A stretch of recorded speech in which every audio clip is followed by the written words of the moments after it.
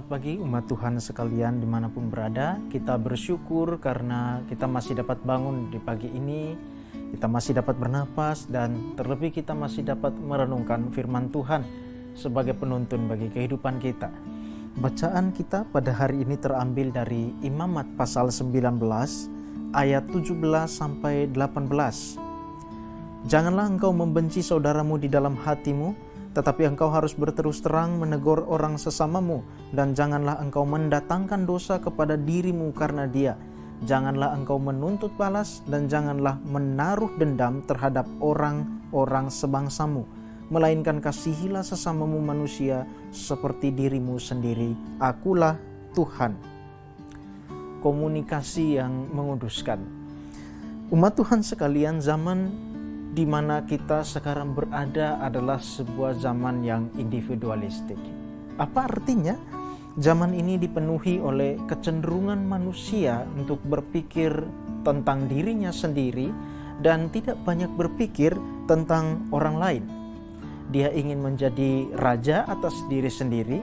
Dia tidak ingin patuh, tidak ingin hidup dalam norma atau aturan yang berlaku secara sosial atau secara agama.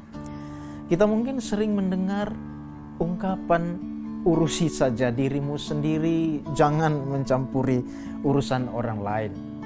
Nah, ungkapan ini ada nilai benarnya, tetapi sayangnya ungkapan ini sudah diterapkan secara salah dalam zaman yang individualistik ini. Jika saya bertanya, apa bedanya antara peduli dan mencampuri urusan orang? Jika kita melihat ada seorang teman, kerabat, atau saudara melakukan kesalahan, lalu kita menegurnya, apakah kita akan mengatakan itu sebagai sebuah bentuk kepedulian atau sebuah bentuk mencampuri urusan orang lain? Zaman individualistik ini sudah mengaburkan pandangan orang tentang segala sesuatu. Standar yang digunakan dalam zaman yang individualistik ini adalah diri sendiri, kepentingan diri, karakter diri, selera diri.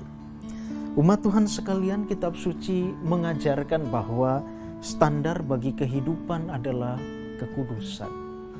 Apapun diri kita, apapun selera kita, apapun karakter kita, standar yang tetap adalah kekudusan. Lalu bagaimana standar kekudusan itu bisa dihidupi atau dipraktekkan oleh umat Allah?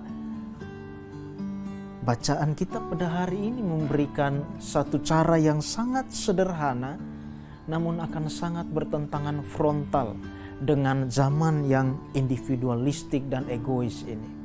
Caranya adalah komunikasi yang terbuka. Umat Tuhan sekalian, kita membaca bahwa jika ada orang yang berbuat salah, maka kita perlu menegurnya. Tapi ayat yang kita baca tadi juga mengingatkan agar dalam kita menegur, kita harus mengawasi hati kita agar tidak membenci dan jatuh dalam dosa.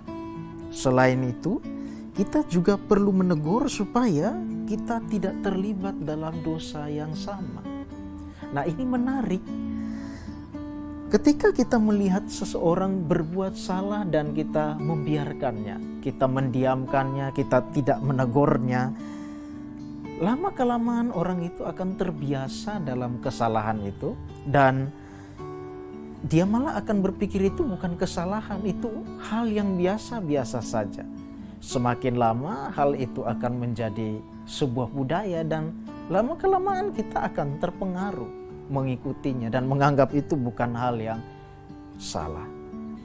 Umat Tuhan sekalian, komunikasi yang terbuka adalah salah satu jalan menuju kepada kekudusan hidup. Mari kita berpikir tentang kehidupan kita.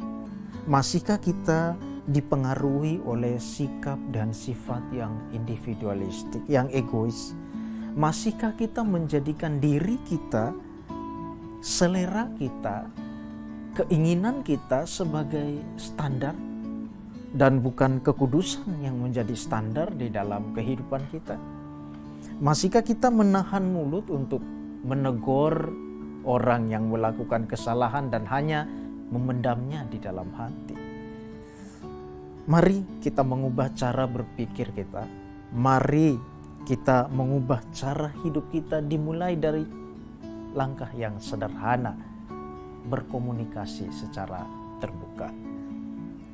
Dengan komunikasi yang terbuka, kita akan dapat melangkah menuju kekudusan yang diingini oleh Allah. Mari kita berdoa. Bapa, di dalam nama Tuhan kami Yesus Kristus, terima kasih karena kami boleh merenungkan bagian dari firman Tuhan. Tuhan, tolong kami supaya kami boleh belajar untuk berkomunikasi secara terbuka.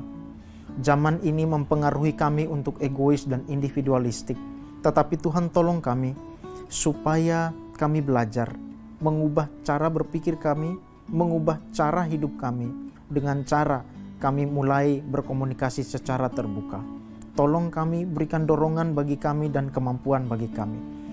Ampuni kami demi Kristus kami berdoa. Amin.